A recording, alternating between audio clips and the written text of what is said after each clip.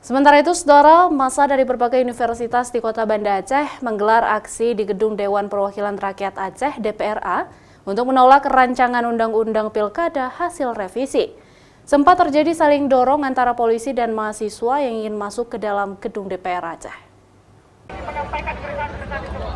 Ribuan mahasiswa dari sejumlah universitas di Banda Aceh dan sejumlah lembaga turut meramaikan aksi unjuk rasa di Gedung Dewan Perwakilan Rakyat Aceh.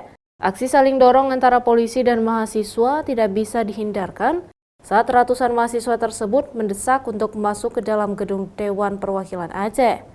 Pengawalan demo juga dilakukan oleh ratusan petugas kepolisian berseragam lengkap.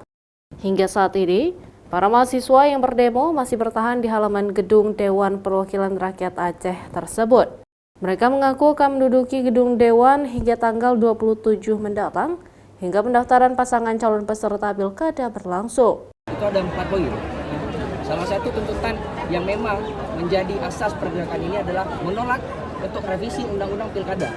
Dan KPU menetapkan dan memakai peraturan yang ditetapkan oleh MK nomor 60 dan 70. Jadi hari ini poin kami sampai di sini adalah aksi solidaritas dari seluruh masyarakat Aceh, seluruh mahasiswa Aceh yang memiliki keresahan bersama atas demokrasi Indonesia yang dirasakan pada hari ini. Kami berdiri di sini, kami akan menetap di DPRA sampai putusan untuk revisi Undang-Undang Pilkada itu dibatalkan.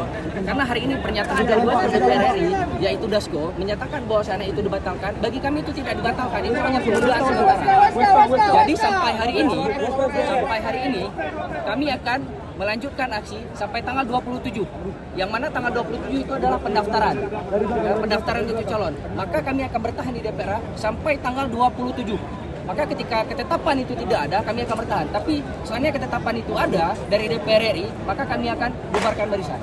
Para mahasiswa selain berorasi, juga membawa spanduk bertuliskan kecewa dengan dinasti Jokowi dan kecewa kepada anggota dewan yang turut serta membantu dinasti agar bisa menjadi peserta pada pilkada mendatang. Syahril, Kompas TV, Banda Aceh.